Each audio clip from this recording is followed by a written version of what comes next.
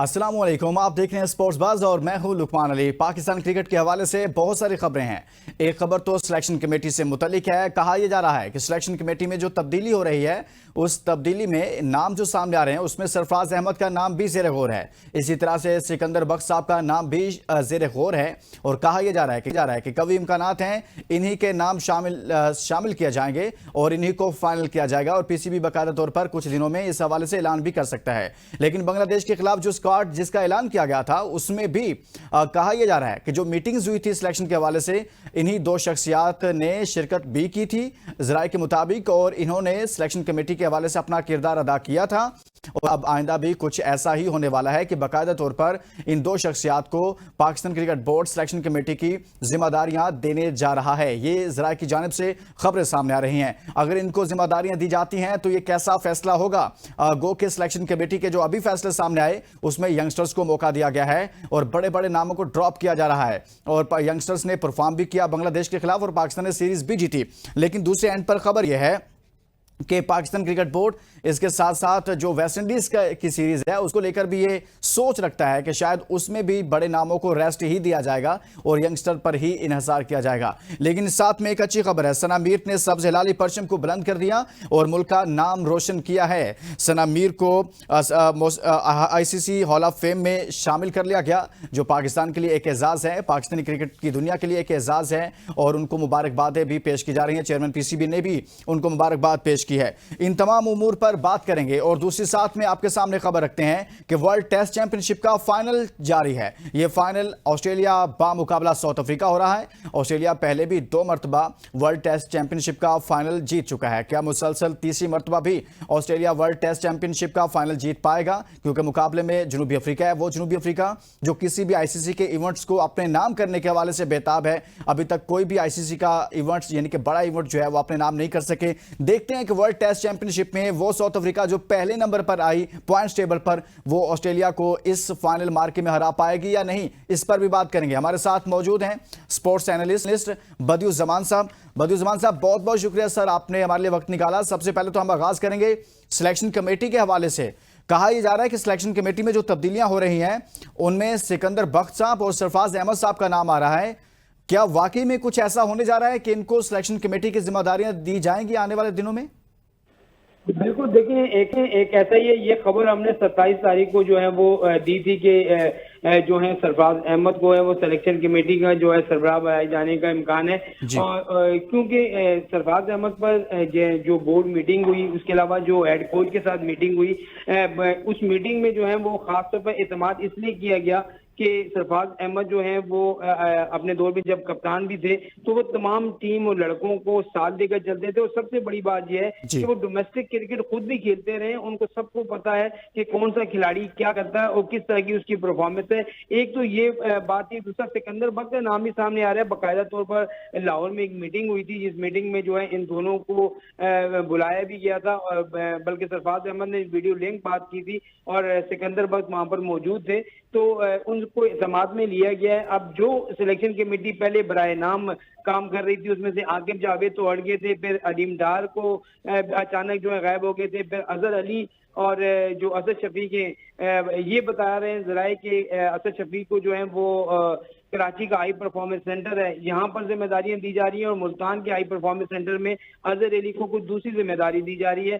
तो बाकायदा तौर पर ज्यादा तादाद बढ़ानी नहीं है इन्होंने सिलेक्शन कमेटी की 2 से 3 लोग ही रखे जाएंगे जिनका जो सरबराह होंगे वो सरफराज अहमद होंगे। जराए ये बताते हैं और बाकायदा तौर पर कुछ दिन पहले हमारी जब सरफराज अहमद से बात भी हुई तो ऐसे ही तस्करा हुआ तो मैंने कहा सुनने में आया कि आप चीफ बनने जा रहे हैं तो उन्होंने कहा कि मैं भी सुन रहा हूँ मैं चीफ बनने जा रहा हूँ लेकिन अभी तक कोई खास इल्म नहीं है। तो यकीनी तो देखिए लुकमान भाई सबसे बड़ी बात ये होती है कि ये हमारे जो क्रिकेट है मेरी समझ में नहीं आ रही।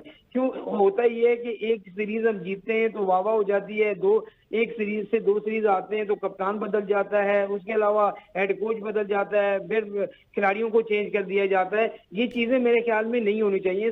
2 साल का कप्तान को भी वक्त मिलना चाहिए, 2 साल का जो है वो सिलेक्शन कमेटी को भी वक्त मिलना चाहिए और उसके बाद आप डिसाइड करें भाई ये आपकी 2 साल कारकर्दगी की है, और 2 साल में आपने ये पाकिस्तान क्रिकेट को कुछ भी नहीं दिया।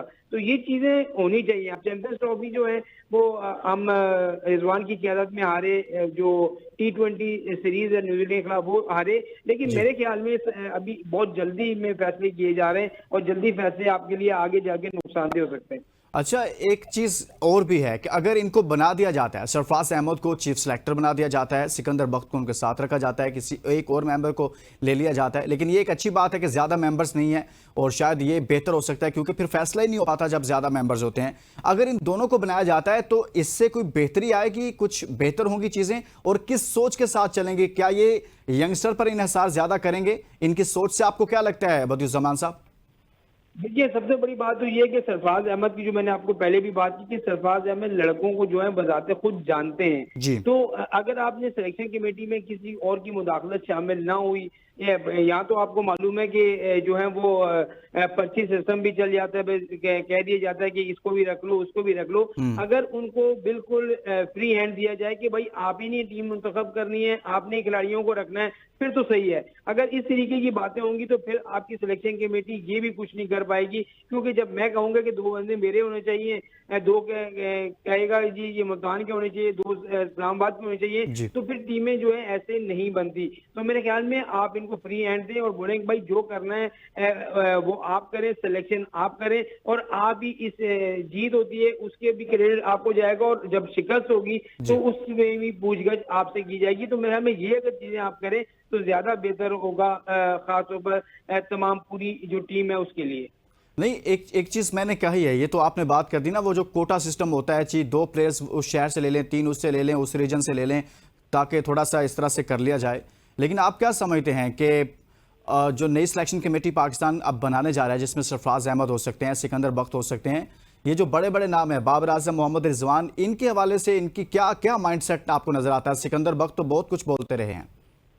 देखिए, इस तरह के अगर आप माजी में बोलते रहे तो मेरे ख्याल में जब पाकिस्तान टीम को टीम में आप सिलेक्शन कमेटी में आ गए तो आपको वो सब बातें भूल जानी चाहिए, और सिर्फ आपको पाकिस्तान टीम की बात करनी चाहिए। और चाहे वो बाबर आजम हो, रिजवान हो, या शाहीन शाह अफरीदी हो, आपने जो है वो इस चीज से हट कर जो है वो टीम का सिलेक्शन करना है। और मेरे ख्याल में देखिए लुकमान भाई, अभी हम बहुत जल्दी कर रहे हैं। बाबर आजम नो डाउट उसकी कप्तानी जो है वो उस मेयार की नहीं रही, लेकिन यार आप ये भी तो सोचें कि वो दुनिया का नंबर 1 बल्लेबाज रह चुका है, वो पाकिस्तान के लिए बहुत ज्यादा रन्स कर चुका है। उसके बावजूद जो है मेरे ख्याल में इस तरह की ज्यादती नहीं होनी चाहिए। रिजवान को 1-2 सीरीज के बाद कप्तानी से हटाना ये भी एक ज्यादती है। और शाहीन शाह अफरीदी जो है, आप कभी आप उसके गुण गाया करते थे, होता है बैट बैट खिलाड़ियों पे आता है, लेकिन उनको इस तरीके से नजरअंदाज नहीं करना चाहिए। कल मैं आपको लिख के देने को तैयार हूँ कि कल आपको फिर इन तीनों की याद सताएगी और दोबारा आप इन तीनों को लेकर आएंगे, दोबारा इन तीनों को लेकर आएंगे, फिर से याद सताएगी। बदियुज्जमान साहब, ऐसा ब्रेक लेते हैं, ब्रेक के बाद जब वापस आएंगे तो मजीद बात करेंगे। लेकिन पाकिस्तान क्रिकेट बोर्ड के हलकों में तो कुछ और ही पाया जाता है, लेकिन जब सिकंदर बख्त सिलेक्शन कमेटी में आ जाएंगे, वो सिकंदर बख्त जो टीवी शोज में बैठकर बात करते हैं और कहते हैं कि यंगस्टर्स को मौका देना चाहिए, वो भी उसी सोच के साथ चलते हैं जिसमें कहा जाता है कि इनफ इज इनफ, बहुत हो गया, अब हमने नए लड़कों को मौका देना है। अगर ऐसा ही है तो फिर बाबर रिजवान और शाहीन अफरीदी का क्या बनेगा? इस ब्रेक के बाद स्टे विद अस।